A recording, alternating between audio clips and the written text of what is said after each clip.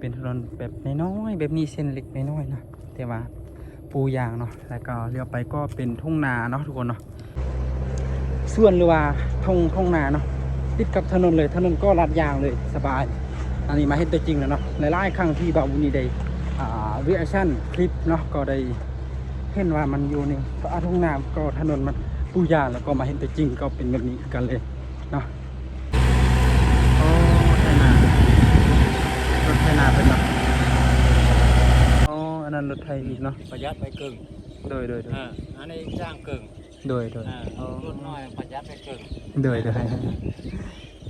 ไปตั้งจังหวัดเลยเนาะถ้าว่าแบบไปในเช่นนั้นกรุงเทพตัวเมืองที่ใหญ่แบบจะอึ้งกว่านี้เนาะแบบนี้ก็คิดว่าอย่างนั้นเนาะอึ้งแต่ว่ามาเห็นตัวจริงโอ้คือที่เห็นเลยเนาะบอแมน AI บอแมนการสร้างภาพเป็นอย่างต่างๆมาเบิ่งด้วยตัวเองก็ถนนเรียบดีเนาะสบายดีพี่น้องเมืองไทยสบายดีของเราเทศเวียกอยู่เมืองไทยแล้วก็สบายดีพี่น้องเมืองไทยโดยเฉพาะก็สบายดีพี่น้องจังหวัดเชียงใหม่นะตอนนี้บ่าววันนี้ก็ยังอยู่จังหวัดเชียงใหม่แล้วประมาณวันอีก2-3 วันก็จะได้กลับบ้านแล้วจะได้กลับที่บ้านตัวเองแล้วนะแล้วก็มีโอกาสมื้อนี้ได้ไปย่างลิ้นได้ไปย่างลิ้นแล้วก็คลิปนี้กับโบมีย่างนะทุกคนเนาะก็ต้องขอโทษกระหอกมีกระหอก ทุกคนมีกระหอกเลยขึ้นเสาไฟฟ้าเนาะ โอ้ทุกคนก็ครั้งแรกที่แบบเคยเห็นแบบนี้เนาะอยู่ในถนนบ้านไฟฟ้าก็ยังมีกระหอกเนาะที่ไต่เสาไฟสายไฟไปมาก็คือเหตุผลวันนี้นะทุกคนเนาะก็คือเห็นบ่ทุกคนเนาะถนนเป็นถนนแบบอันนี้จังหวัดชันชายอำเภอชันชายนะประมาณนั้นอำเภอชันชายอำเภอชันชายที่เชียงใหม่เนาะเป็นถนนน้อยๆเนาะทุกคนเนาะเป็นถนนน้อยๆแต่ว่าในการที่ถนนนั้นก็ปูยางนะทุกคนเนาะเห็นบ่สะอาดทุกคนบ่มีขยะเนาะที่จะเห็นขยะก็ประมาณเป็นอันนี้ใบใหม่เนาะใบใหม่ที่ตกหล่นเนาะแต่ว่าก็มีคนที่ขอบเขตให้มันก็อนามัยแล้วทุกคนอันนี้นะทุกคนเนาะเป็นถนนที่แบบว่าสวยงามเหี่ยงนะทุกคนเนาะตอนนี้ก็6 โมงเย็นแล้วเนาะเดี๋ยวบ่าววันนี้ข้อเปิดกล้องหลังให้ทุกคนได้เห็นว่าถนนเป็นแนวใดถนนเขตนอกของเมืองไทยเนาะอันนี้ว่าไปกับเป็นเขตนอกเนาะจังหวัดอำเภอชันชายที่จังหวัดเชียงใหม่เนาะเดี๋ยวชี้ให้ทุกคนเปิดกล้องหลังนะทุกคนนะมาทุกคนเนาะนี่ก็จะเป็นเส้นทางที่บ่าวบุญย่างไปตลาดกับตาใช่ตาพ่อเท่าเนาะประมาณนั้นพอภาษาลาวเนาะพ่อเท่าเนาะถนนก็เป็นถนนประมาณนี้เนาะทุกคนเนาะเป็นถนนแบบน้อยๆแบบนี้เส้นเล็กน้อยๆนะแต่ว่าปูยางเนาะแล้วก็เลี้ยวไปก็เป็นทุ่งนาเนาะทุกคนเนาะเป็นทุ่งนาเป็นทุ่งนาแล้วถนนก็เป็นถนนที่แบบปูยางทุกคนเนาะสำหรับบ้านบ่าวบุญนี้ก็แบบถนนแบบนี้ก่อนบ่ได้ปูยางเด้อ เห็นว่าทุ่งนาเนาะถนนทุ่งนานี่ก็จะเป็นทุ่งนาเนาะทุ่งนาเห็นปะแล้วนี่เนาะทุกคนเป็นถนนที่แบบปูยางโอ้สะดวกสบายเนาะแล้วก็แคมทางก็จะมีต้นไม้กินมากก็เป็นลำไยมะม่วงเนาะมะพร้าวประมาณนั้นเนาะนี่ทุกคนก็คือคลิปนี้กับบูมียั่งแบบทุกคนเนาะก็พาทุกคนมาเบิ่งถนนเห็นบ่ถนนเส้นทางเรียบง่ายเนาะปูยางประมาณนั้น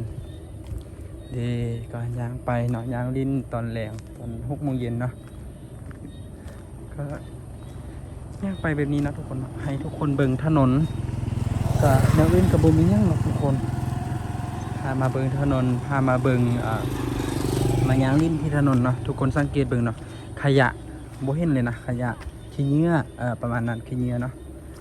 จะบ่เห็นขี้เหงื่อเลยก็ซิวๆไปแบบนี้เนาะถ้ามาถ่ายกล้องหน้าตัวเองนี่บางคนจะถ่ ถ่ายเห็นแต่หนาเนาะถ้าว่าถ่ายเห็นบรรยากาศก็จะดีกันเลยว่ามาถ่ายบรรยากาศแบบนี้ให้เบิ่งเลยเนาะให้คนทางบ้านเองได้เห็นให้คนที่แบบบ่เคยมาเมืองไทยเนาะอันนี้ก็บาบุนีก็เป็นครั้งแรกเนาะที่ได้มาอย่างเดินทางไกลแบบนี้เนาะอะไรตอนส่วนแรกก็จะมาที่หนองคายเนาะมาหนองคายแต่ว่าครอบนี้มีโอกาสเนาะมีโอกาสได้ไปที่จังหวัดเชียงใหม่เป็นการที่ไปเดินทางครั้งแรกที่เดินทางไกลเนาะหลายชั่วโมงเติบเถาะแต่นครหลวงเวียงจันทร์ไปที่หนองคายไปที่เชียงใหม่เนาะหนองคายแล้วก็เชียงใหม่นี่ถนนก็แบบนี้เนาะทุกคนเนาะเรียบดีเลยในช่วงที่เดินทางไปเชียงใหม่เนาะเดินทางก็เจอภูเขาอีกยังก็ถนนก็ดีเมิดทุกคนเลยนะนี่บาวนี้ก็พยายามที่จะไปทางนั้นเนาะเลนเบื้องขวามือแต่ว่าลืมไปว่าทีเมืองไทยเพิ่นยางที่เบื้องสุดทางยางต้องเป็นเบื้องซ้ายมือเสมอเนาะขับรถก็เช่นกันทุกคนนี่ก็จะเป็นบ่อนปลูกข้าวไม่ใช่น่าจะเป็นบ่อนปลูกพืชอีกอย่างนะแต่ก็เป็นทุ่งนาขึ้นกันเนาะนี่อยากไปเนาะทุกคนเนาะนี่แหละขนาดซ้ำนี้แล้วยังเป็นประเทศที่แบบกำลังพัฒนาเนาะบาวนี้ก็งงเนาะขนาดเส้นทางแบบนี้ยังเป็นเส้นทางที่กำลังพัฒนาเราบาวนี้คิดว่ามันต้องเป็นแบบถนนที่เป็นประเทศที่พัฒนาแล้วเลยสำหรับตัวเองส่วนตัวของบุญมณีเนาะของบาวบุญมณีเห็นบอกถนนก็อย่างนี้นะทุกคนเนาะเดินไปคนเดียวเลยบาวบุญนี้เดินไปคนเดียวเนาะ6 โมงเย็นเนาะตอนนี้ก็6 โมงเย็นก็ย่างมาก็ประมาณ2 กิโลแล้วเนาะที่มานี่ก็ให้ทุกคนได้เห็นนี่แหละเนาะเห็นบอกมาเบิงเรียบแบบนี้นะทุกคนเรียบแบบนี้ก็น่าจะนาเลยเนาะนาเลยอยากไปต่อวันนี้ก็หมักถนนเนาะนั่นนี่แหละทุกคนนะครับได้เฮ็ดคลิปรีแอคชั่นก็ได้เห็นเบิ่งถนนหมักถนนสอบถนนวายถนนเป็นอย่างงั้นอย่างนี้เนาะแต่ว่ามาเห็นตัวจริงโอ้คือที่เห็นเลยเนาะบ่แม่น AI บ่แม่นการสร้างภาพอีหยังต่างๆมาเบิ่งด้วยตนเองก็ถนนเรียบดีเนาะเห็นมันนั้นโอ้นั่นรถก็ไปได้บนอยากไปเบิ่งรถกำลังให้นาเนาะคนขับเลยที่นู่นนะเห็นปะเยอะๆซูมให้เบิ่งแน่รถเนาะให้นาที่มาคือเก่านะทุกคนอยากไปคือเก่าอยากไปแบบนี้เนาะอยากไปเห็นรถไถนาเนาะกำลังไถนานี่ทุกคนเนาะก็เทียบมาก็เป็นถนนแบบจะเป็นเขตนอกนี่แหละเนาะบริเวณในตัวเมืองบริเวณในจังหวัดเลยนะก็คือแถวตัวเมืองที่มีตึกสูงๆเนาะหลายๆคนก็ว่ามันงามเนาะแต่ว่าบาวบูนี่คิดว่าแบบเขตนอกแบบนี้ก็เป็นถนนที่แบบปูยางดีนี่ยางรถบุญมียางทางผิดแล้วเนาะทุกคนบาวบูนี่ยางผิดแล้วนะต้องกลับมาทางเลนซ้ายป้าจะไม่เข้าไปเบิ่งเลยเนาะไปเบิ่งในการไถนาของพระเจ้าด้วยเนาะ มาย่างที่ถนนนี้ก่อนเนาะมาถนนก็จะใกล้กับเส้นทางไงเนาะเป็นทางหลวงนี่ก็เป็นซอยเป็นหอมน้อยๆเนาะนี่ทุกคนเนาะโอ้เจริญเมืองไทยเจริญจริงๆขนาดชนบทนะเนี่ยว่าไปก็ชนบทเนาะ ทางภาคเหนือก็เป็นเชียงรายแล้วก็เชียงใหม่เนาะไปก็ย่างไปชิวๆออกกำลังกายพร้อมเนาะ ออกกำลังกายด้วยนี่ก็มาที่เชียงใหม่ก็หลายๆคนก็อยากถ่ายคลิปหลายๆเด้อถ่ายคลิปเยอะๆเด้อก็ต้องขอโทษเนาะบ่ได้มาเที่ยวเนาะนี่ถึงแล้วทุกคนนะถึงเส้นทางที่แบบว่ามีรถไปมาผ่านไปผ่านมาเพิ่งบ่แม่นใหญ่ก็เพิ่งบ่เป็นถนนที่ใหญ่แต่ว่ามันก็มีรถแล่นไปเดินมาแล้วทุกคนโอเคนี้เนาะบุ้มไว้จีวันเอาได้แล้วนี่ก็เป็นตลาดนี่ยังนะตลาดที่เราพรุ่งนี้ได้ไปเนาะเห็นปะย่างไปแบบนี้ก็มีหาดไฮซีนเนาะหาดไฮซีนแล้วก็เห็นปะหาดไฮซีนแล้วก็ย่างไปในนึงก็เป็นตลาดเนาะแล้วที่บุญมณีได้สังเกตเนาะในการที่ไปตลาดเมื่อกี้นี่เนาะไปกับพ่อเฒ่าก็คือช่วงเส้นทางมาลายเนาะเส้นทางมาลายก็จะแบบอย่างก็เป็นถ้ามาขี่เห็นรถเนาะมันบอกจะเป็นรถจักรยานหรือว่ารถยนต์รถใหญ่เนาะเขาก็แบบค่อยๆพรคันเร่งประมาณนั้นเนาะก็ตลาดเห็นบ่ตอนนี้ก็เป็นบอนขายซีนชายพักเนาะโอ้ my god หลายทุกคนเนี่ยทางโค้งนี้ก็จะเป็นตลาดเนาะเส้นทางก็โอ้โหงานนี้เนาะถนนคิดนอกเนาะบริเวณในตัวเมืองนะใช่เนาะบริเวณในใจกลางเมืองใจกลางแขวงเนาะคิดว่ามันใจแขวงแต่ว่านี่มันก็เป็นขึ้นแขวงเนาะแต่ว่ามันเป็นเมืองสั้นทรายประมาณนั้นสั้นชายประมาณนั้นนะนี่อันนี้ก็เป็นนี่ก็จะเป็นตลาดเนาะทุกคนเนาะเป็นตลาดเห็นปะตลาดแรงก็ประมาณนี้เนาะทุกคนเนาะตอนนี้ก็จะน่าจะกลับเนาะเพราะว่าไปไกลลายกับยานลืมทางเนาะกลับมาเลยค่ะลืมทางเลยเนาะกลับมาที่เก่าเนาะทุกคนเนาะทุกคนเนาะความรู้สึกก็คือแบบมาเห็นถนนแบบนี้อ่ะทุกคนโคตรตื่นเต้นเลยเนาะอย่างมาที่ฮอตตลาดนะครับกำลังสิกลับก็คือให้หลายๆคนได้เห็นเนาะว่าถนนคงจะเป็นถนนที่แบบเล็กๆก็ดูยางเนาะที่ผ่านมาเมื่อกี้นี้วันนี้ก็มาที่ตลาดบอนค่ายของบอนค่ายซีนตลาดแรงเนาะก็บุญวันนี้ได้เข้าไปแล้วเนาะก็สไตล์แบบตลาดลาวเลยเนาะตลาดที่ลาวค่ายของตลาดแรงนะก็ไปที่กับพ่อเฒ่าของบุญวันนี้เนาะก็เลยว่าตอนนี้ยังมาคนเดียวอีกเนาะเพราะว่าเมื่อกี้นี่ไปตลาดบ่ได้ถ่ายคลิปเนาะเลยว่ามันจะเป็นการรบกวนของพ่อเฒ่าเนาะได้ลมกันเด็กเลยว่าบ่ได้ถ่ายคลิปก่อนเลยมาอีกรอบสองเนาะมาเบิ้งถนนหลายๆคนได้เบิ้งถนนนี่อันนี้ก็ใส่เสื้อแบงคอกเนาะเข้าซอยเมื่อกี้แล้วเนาะ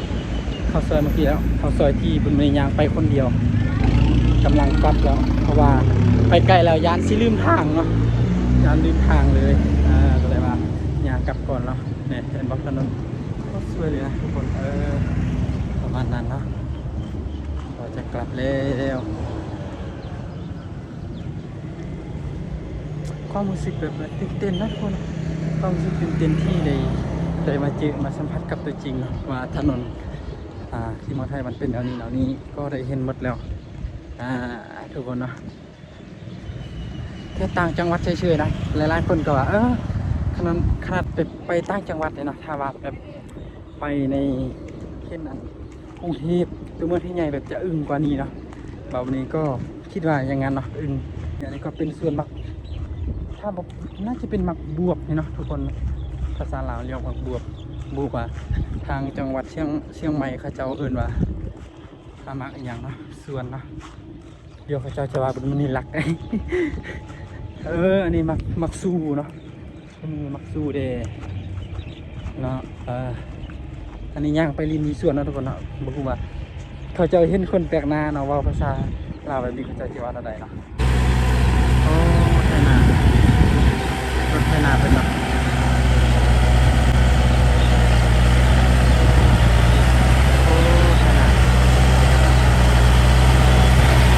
ว้าว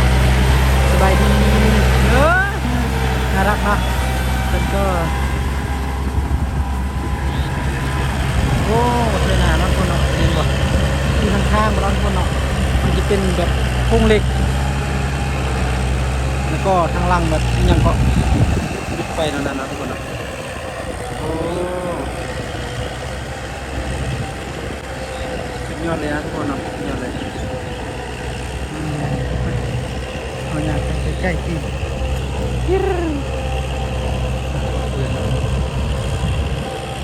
ว้าวสุดยอดนะว่าไทยเนาะโอ้ไทยนาแบบนี้เนาะทุกคนเนาะมาไทยเขาไทยนาแบบนี้เลย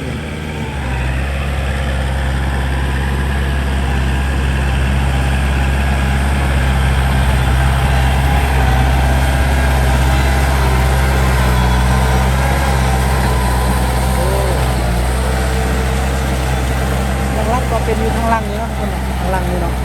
ที่รถเรียกที่ยังเกาะไทยเนาะบางทีก็เป็นเหมือนกันนะทุกคนเนาะ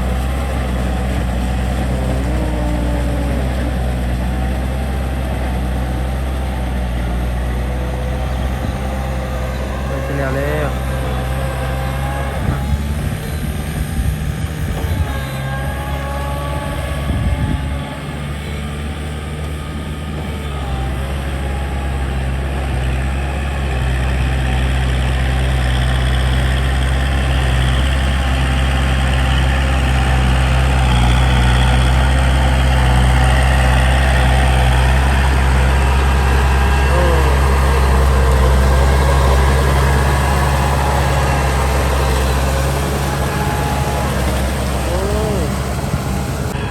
มาต่อบนใหม่เนาะโอ้ยกขึ้นเนาะ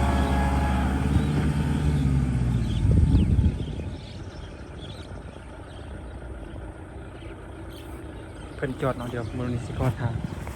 สบายดีสบายดีครับพี่ไอวิดีโอนี่บอเป็นอย่างเนาะโดยอันนี้คนลาวเด้อคนลาว อยู่ที่ไหนอยู่หลวงพระบางแต่ว่ามาอาศัยอยู่เวียงจันทน์ไทยอันนี้บ่เป็นหยังเนาะ บ้านเพื่อนกัน โดยมายามญาติมันมีญาติอยู่ที่นี่โดยอันนี้ไทยบ่เป็นหยังเนาะไทยคลิปบ่เป็นหยังเนาะขอถามแต่อันนี้มันไทยหน้าบ่ครับอ๋ออันนี้เรียกแล้วบ่ตัวอยู่ทางนี้เรียกแล้ว อ๋ออันนี้หมดมือเลยบ่งั้นเดี๋ยวเอาจองให้เนี่ยติ๊กละ อันนี้ยังจะไทยอีกประมาณจักโมงเจ้าหรือนั่นกูลงไปหาหมออยู่ตอนที่จะมา แล้วประมาณจักโมงสิกลับบ้านตอนนี้สิกลับบ้านเหรอบ่อ๋องานทุ่มไปกลับบ้านละทุ่ม8 โมงดึกแท้อากาศเย็นอ๋ออากาศมันเย็นเนาะแต่มันฮ้อนนะพักอ๋อฮ้อนจ้านะโอ้อันนั้นแม่นมืดเลยเนาะเฮ็ดมื้อนี้มืดเอาก็หลายอันมีเติมนะทุกคนเนาะตอนเจ้าไปโรงพยาบาลอยู่หัวนัดอ๋ออันนี้เป็นของเจ้าบ่รับจ้างเขาจ้างขับรถเนาะขับรถไทยให้เขาให้เขาเป็นให้เนาะเขาให้อันจ้างเมาเลย500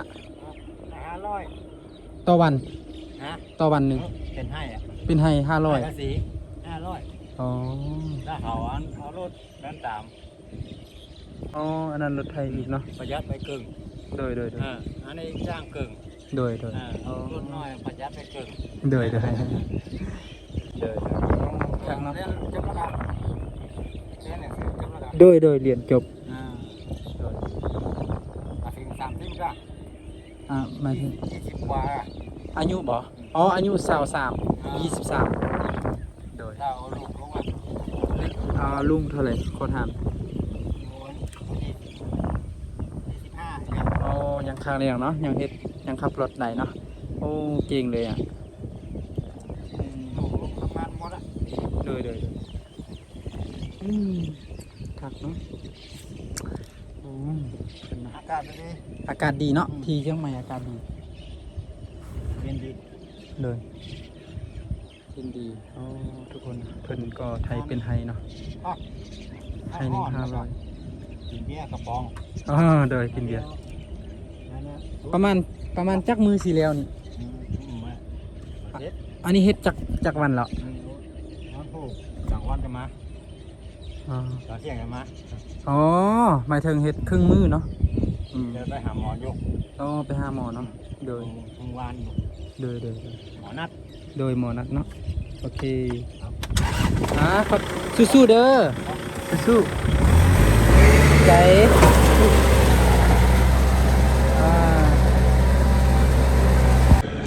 แน่ทุกคนเนาะก็ได้ไปทำข่าวๆแล้วก็ถ่ายเป็นกระบะบ่เป็นหยังก็เลยว่าถ่ายเลยเนาะเป็นกระบะเฮ็ดเป็นให้เมาเนาะในการบ่ได้เฮ็ดหมดมือเนาะเฮ็ดแต่ตอนแรงเนาะเบิ่งส่งเฮ็ดแต่ตอนแรงเฮ็ดแต่ตอนเย็นเนาะเป็นว่าประมาณตอนช่วยนี่ก็ไปหาหมอไปนั่นเนาะแล้วก็เฮ็ดแต่ตอนแรงซื่อๆโอ้เดี๋ยวขอล้างกินเนาะขับมาทุกคนเนาะการที่แบบให้นาเพิ่นเอารถขับไปเลยสบายเนาะเห็นบอกก็สะดวกสบายแล้วมาไทยเนาะสุดยอดเลยไปเลยทักนะก็จะกลับนะตอนนี้เนาะเราเป็นถนนยางริมที่ถนนไกลจะทิ้งถนนแล้วนะตอนนี้ก็ติดถนนเลยเนาะไห้ส่วนหรือว่าทงนาเนาะติดกับถนนเลยถนนก็ลาดยางเลยสบายอันนี้มาเห็นตัวจริงแล้วเนาะหลายๆครั้งที่บ่าวบุญได้รีแอคชั่นคลิปเนาะก็ได้เห็นว่ามันอยู่ในทุ่งนาก็ถนนมันปูยางแล้วก็มาเห็นตัวจริงก็เป็นแบบนี้กันเลยเนาะนี่เห็นบอกมาเจอถนนแล้วนี่ติดถนนเลยเห็นบอกถนนลาดยางก็ติดทุ่งนาเลยประมาณนั้นทุกคนโอ้โหสุดยอดเนาะทุกคนเนาะก็คักนะคักจริงๆเมืองไทยเนาะตอนนี้ก็5 โมงเรียง6 โมงเรียง7 โมงแล้ว7 โมงยังแล้วเราจะกลับเนาะทุกคนเนาะโอ้สดใสมากอากาศดีเนาะอากาศที่เชียงใหม่ดีเลยกลับแล้วบรรยากาศคักเลยเดี๋ยวได้รูปนะตอนนี้เนาะถ่ายรูปนะยิ้มเปื่อยๆเนาะเป็นถนนงามก็เป็นประมาณนี้นะทุกคนเนาะที่ในไทยทุกคนได้เห็นเนาะได้เห็นว่าถนนมันเป็นแบบนี้หลายคนก็เห็นแล้วเนาะก็ขอบใจทุกคนที่ติดตามบาวุญวันนี้แต่ต้นจนจบมาเห็นคลิปเนาะก็จะเอาไปต้อนกับคนทางบ้านตัวเองไปเล่าให้เขาฟังเนาะว่ามาเมืองไทยต่างจังหวัดเป็นแบบนี้นะก็เห็นแล้วอย่างกรุงเทพเนาะมือหน้าการสิบได้ไปกรุงเทพอีกก็ขอบใจทุกคนที่เบิ่งคลิปขอให้ทุกคนมีสุขภาพแข็งแรงประสบผลสำเร็จในหน้าที่การงานทุกอย่างขอให้ทุกคนติดตามบาวุญแบบนี้ตลอดขอบใจหลายๆเด้อสวัสดีครับบ๊ายบายสบายดีเชียงใหม่เนาะก็บุ้งไว้จะได้ท่าคลิปยังอีกเนาะบาวุญก็บุ้งเพราะว่ามาทุระประมาณนั้นนะทุกคนเนาะบ๊ายบาย